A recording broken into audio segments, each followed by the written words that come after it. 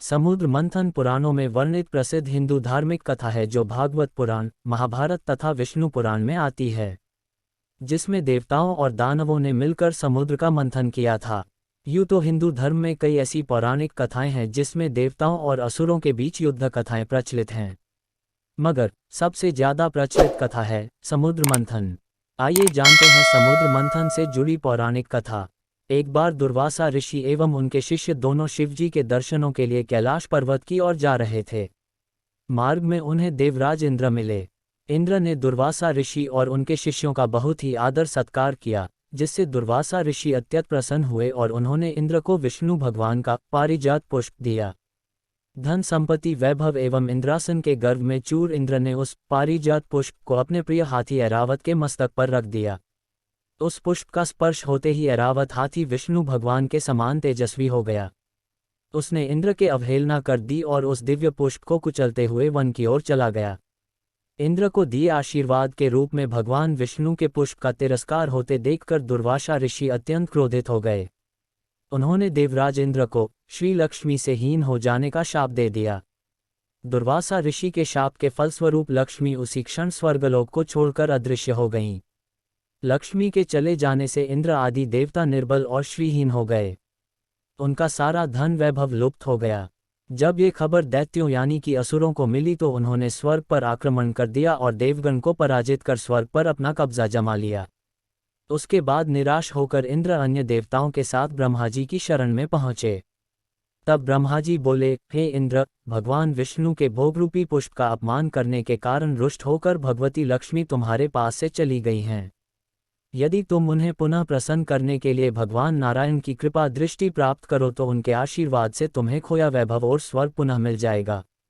इंद्र और अन्य देवताओं के आग्रह पर ब्रह्मा जी भी उनके साथ भगवान विष्णु की शरण में पहुंचे। वहां परब्रह्म भगवान विष्णु भगवती लक्ष्मी के साथ विराजमान थे। सभी देवगण भगवान विष्णु की स्तुति करते हुए बोले, हे प्रभु, आपके श्रीचरणों में हमारा कोटि कोटि प्रणाम। भगवान, दुर्वासा ऋषि के शाप के कारण माता लक्ष्मी हमसे रूठ गई हैं और दैत्यों ने हमें पराजित कर स्वर्ग पर अधिकार कर लिया है।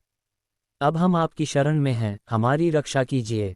हम सब जिस उद्देश्य से आपकी शरण में आए हैं, कृपा करके आप उसे पूरा कीजिए। भगवान विष्णु त्रिकालदर्शी हैं, वे पल भर में ही देवताओं के मन की बात जान गए।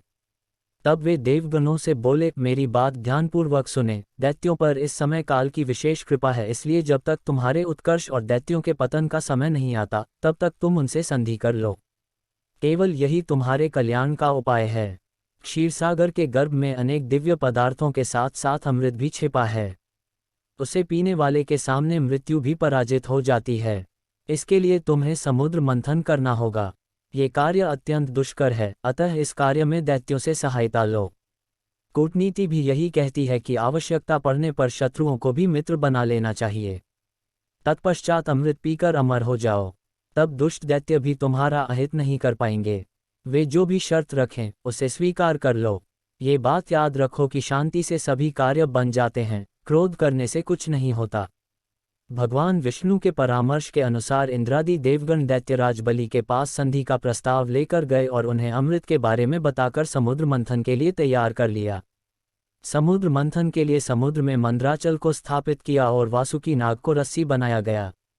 तत्पश्चात दोनों पक्ष अमृत प्राप्ति के लिए समुद्र मंथन करने लगे। अमृत पाने की इच्छा से सभी बड़े जोश और वेग से मंथन कर रहे थे। तभी समुद्र में से कालकूट नामक भयंकर विष निकला। उस विष की अग्नि से 10 दिशाएं जलने लगीं। समस्त प्राणियों में हाहाकार मच गया। उस विष की ज्वाला से सभी देवता तथा दैत्य जलने लगे और उनकी कांति फीकी पड़ने लगी। इस पर सभी ने मिलकर भगवान शंकर से प्रार्थना की। उनकी प्रार्थना पर महादेव जी उस विष को हथेली पर रखकर उसे पी गए, किंतु उसे कंठ से नीचे नहीं उतरने दिया। उस कालकूट विष के प्रभाव से शिवजी का कंठ नीला पड़ गया। इसीलिए महादेव जी को नीलकंठ भी कहते हैं। उनकी हथेली से थोड़ा सा विष पृथ्वी पर टपक गया था, जिसे सांप, बिच्छू आदि विषैले जंतुओं ने ग्रहण कर लिया। फिर से समुद्र मंथन प्रारंभ हुआ और इस बार दूसरा रत्न कामधेनु गाय निकली, जिसे ऋषियों ने रख लिया। फिर उच्चैश्रवा घोड़ा निकला, जिसे दैत्यराज बलि ने रख लिया। उसके बाद ऐरावत हाथी निकला, जिसे देवराज इंद्र ने रख लिया। ऐरावत के बाद कौस्तुभमणि समुद्र से निकली, उसे विष्णु भगवान ने रख लिया। फिर कल्प वृक्ष निकला और रंभा नामक अप्सरा निकली। इन दोनों को देवलोक में रख लिया गया। आगे फिर समुद्र को मथने से लक्ष्मी जी निकलीं। लक्ष्मी जी ने स्वयं ही भगवान विष्णु को वर लिया। उसके बाद कन्या के रूप में वारुणी प्रकट हुई जिसे दैत्यों ने ग्रहण किया। फिर एक के पश्चात एक चंद्रमा, पारिजात वृक्ष तथा शंख निकले और अंत में धन्वंतरी वैद्य अमृत का घट लेकर प्रकट हुए। धन्वंतरी के हाथ से अमृत को दैत्यों ने छीन लिया और उसके लिए आपस में ही लड़ने लगे। देवताओं के पास दुर्वासा के शापवश इतनी शक्ति रही नहीं थी कि वे दैत्यों से लड़कर उस अमृत को ले सकें, इसलिए वे निराश खड़े हुए उनका आपस में लड़ना देखते रहे। देवताओं की निराशा को देखकर भगवान विष्णु तत्काल मोहिनी रूप धारण कर आपस में लड़ते दैत्यों के पास जा पहुंचे।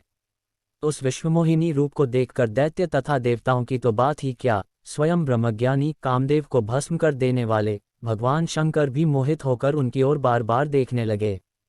जब दैत्यों ने उस सुंदरी को अपनी ओर आते हुए देखा तब वे अपना सारा झगड़ा भूलकर उसी सुंदरी की ओर एकटक देखने लगे। वे दैत्य बोले, आओ शुभगे, तुम्हारा स्वागत है, हमें अपने सुंदर कर कमलों से यह अमृत पान कराओ। इस पर विश्वमोहिनी रूपी विष्णु ने कहा, हे देवताओं और दानवों, तुम दोनों ही महर्षि कश्यप जी के पुत्र हो, फिर भी परस्पर लड़ते हो। मैं तो स्वेच्छाचारिणी स्त्री हूँ।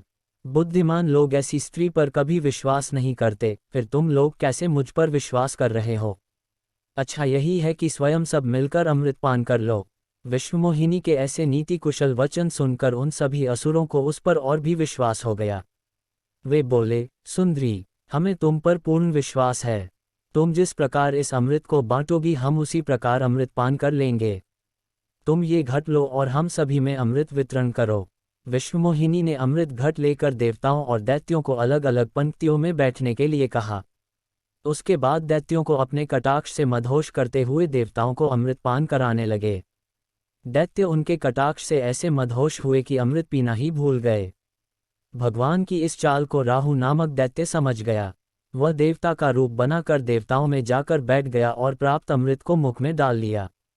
जब अमृत उसके कंठ में पहुंच गया तब चंद्रमा तथा सूर्य ने पुकार कर कहा कि ये राहु दैत्य है। ये सुनकर भगवान विष्णु ने तत्काल अपने सुदर्शन चक्र से उसका सिर गर्दन से अलग कर दिया। अमृत के प्रभाव से उसके सिर और धड़ राहु और केतु नाम के दो ग्रह बनकर अंतरिक्ष में स्थापित हो गए। वे ही बैरभाव के कारण सूर्य और चंद्रमा का ग्रहण कराते हैं। इस तरह देवताओं को अमृत पिलाकर भगवान विष्णु वहां से लोप हो गए। उनके लोप होते ही दैत्यों की मदहोशी समाप्त हो गई। वे अत्यंत क्रोधित होकर देवताओं पर प्रहार करने लगे। इस बार सभी देवराज अपनी शक्ति वापस पा चुके थे, अतः उन्होंने दैत्यों को परास्त कर अपना इंद्रलोक वापस प्राप्त कर लिया। तो दोस्तों, ये है समुद्र मंथन की पूरी कथा। ऐसी ही कथाएं जानने के लिए जुड़े रहे हमारे साथ। धन्यवाद।